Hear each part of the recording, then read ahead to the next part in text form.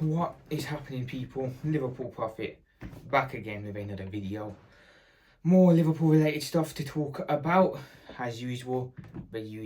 Everything Liverpool related, transfers, player wise, everything right here on the channel. So remember to make sure to show some love and support. It is greatly appreciated.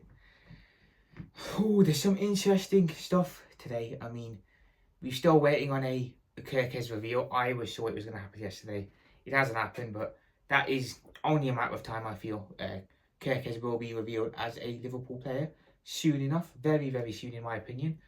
I'm going to talk a bit more on Ibrahim Konate and his contract situation and other areas of the squad and potential look ahead to next season and pre-season and how we could fit in and how could the squad could all come together. So, without further ado, guys, let's get into it. So,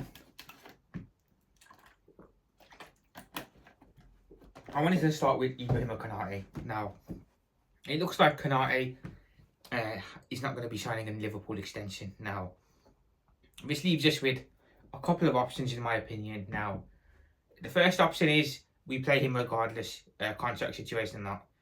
He plays regardless because he's still an important player to us. And we play him regardless because he's Konate and him and Van Dijk got the partnership. Second option is he rides bench for the whole season if he's not going to extend. You put him on the bench and he stays on the bench and he won't be going to the World Cup either that way. You know, you send a statement to him and Real Madrid. Third option is you sell him in January or this summer. If he's not going to sign the contract extension, I feel we should be looking to sell this summer or in January, in my opinion. The situation is going to get worse. I mean, we saw what happened with the contract situations this season gone. We don't want a repeat of that. Don't want a repeat of that with Konate. You know, we want to have a season where we can enjoy watching Liverpool play and not be worried about contract situations. So, whatever the way the club are going to deal with this, it needs to be nipped under the bud and controlled.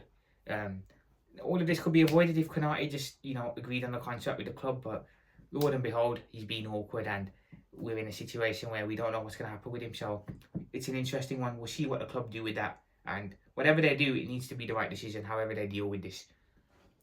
Also, I did say that if Konate was to leave, I feel that Real Madrid will come in for him. I think Rudiger is maybe in his last season at Real Madrid this season.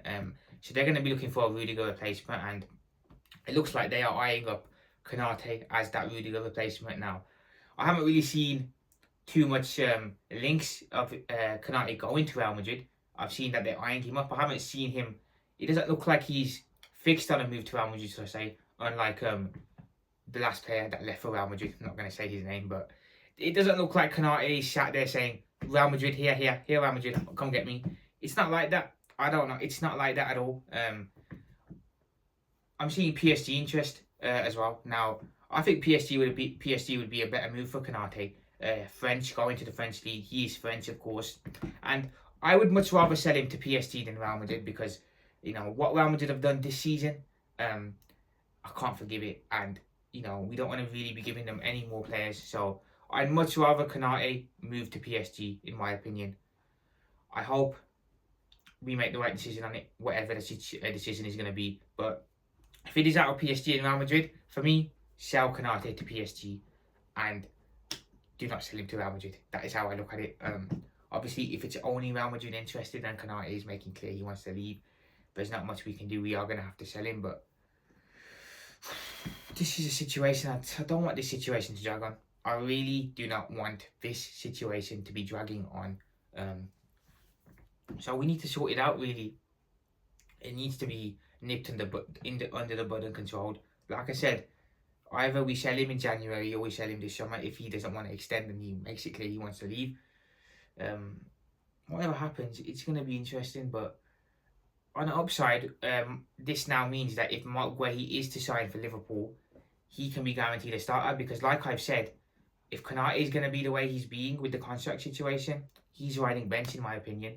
And Guehi, he did say he only wanted to come if he was guaranteed first team football. Guehi then partners Virgil van Dijk, in my opinion. You put Guehi next to Van Dijk and you tell Konate, listen, mate, you either sign the contract or we're going to sell you in the summer, but you're not going to be playing for us this season at all. You'll be sat on the bench, and that will ruin Konate's chances of going to the World Cup, definitely. and it will send a statement to Real Madrid of we ain't gonna be pushed around because we're Liverpool Football Club, guys. We're Liverpool Football Club. Now, in my opinion, we are the second biggest club in the world, behind Real Madrid, of course. We have to make known that we cannot be pushed around just because Real Madrid are a bigger club than us. We can't let them come in and just push us around, take our players. They've done it with he who must not be named. They did it with Alonso back in the day. You know, they did it with other players, Torres, all these players. We have to put our foot down as Liverpool Football Club and say, listen, if you want our players, fine, but you pay reasonable amounts of money, and we need to feel comfortable with it. We cannot let them just keep tapping our players up behind the scenes during international breaks, because that's exactly what they're doing. They're tapping players up and they're convincing players to run contracts down and leave on freeze. That is the way they're doing it. So we need to stop this, and we need to stop it from happening. Come on, guys, we're the second biggest club in the world. We cannot be getting bullied like this in the transfer market by Real Madrid, albeit they're the biggest club in the world. We got to put our foot down and be like, listen, this is how it's going to be. Take it or leave it. That's how I feel about the situation, in my opinion. I just feel like Madrid have proper taken the mick. They're convinced he must not be named to run his contract down. And we saw the outcome of that last season. It was a really, really dragged on saga. And it came to the conclusion that obviously a lot of Liverpool fans didn't want. So, look, we cannot be getting bullied at all. We cannot be getting bullied at all. So we need to put our foot down on this.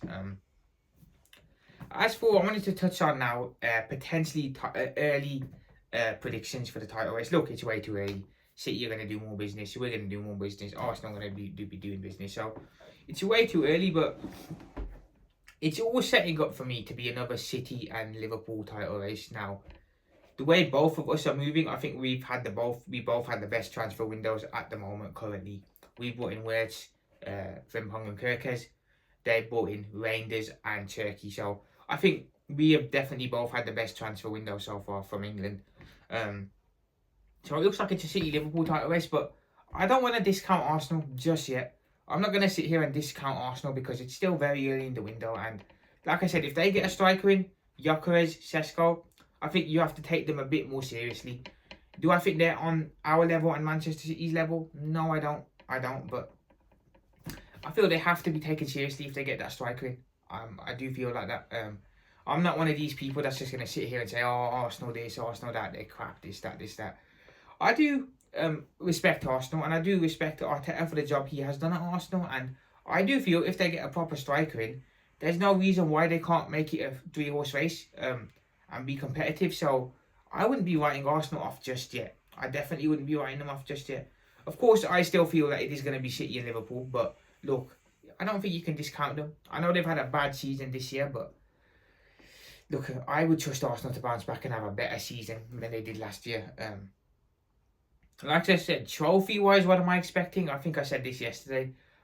One of the big trophies, Premier League, Champions League, and a domestic cup, in my opinion, whether that's the FA Cup or the Carabao Cup. So I want to see 2 trophies, really. And we can make it 3 because we've got the Community Shield as well. So I know there's that whole thing about the Community Shield curse. Whoever wins the Community Shield doesn't win the league. So I still want us to win the trophy. I mean, look, it's not really a trophy. It's just a shield at the end of the day. But look, it still goes in the cabinet. So I do want us to win the Community Shield too. And like I said, Champions League and one of the FA Cup, Champions League or Premier League and one of the FA Cups or the Carabao Cups for me.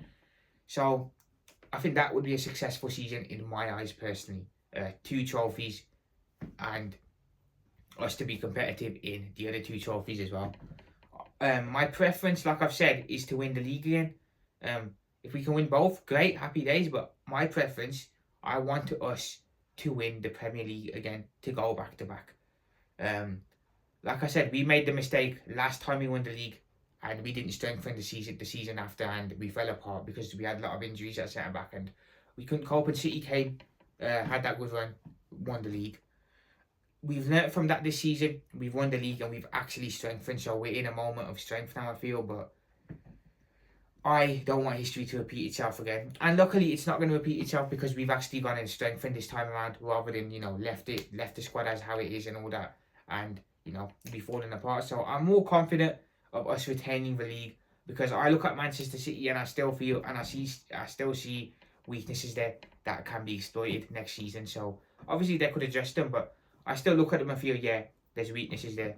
Look, there's definitely weaknesses in our team as well, in our squad, and that's what we need to look to address in the transfer market. But I wouldn't say I'm worried over Manchester City. It's definitely not the City of old, you know, when it was Klopp versus Pep, them title races. I don't get that type of vibe off it, so I'm not as worried. But obviously, Manchester City, Pep Guardiola, you've got to be worried a little bit because Pep is still a top class manager, and we know City on their day can cause problems, and I believe they will next season. So it'll be an interesting season for sure. So yeah, very interesting. We'll see where it goes. But guys, that is it for me today. I'm gonna be out. I'll be back very soon with more Liverpool related news. Remember, like, subscribe, comment, show some love. It is much appreciated. I'm gonna head out. Liverpool Profit out. Up the Reds. Let's go. Let's go. Let's see where the transfer window goes.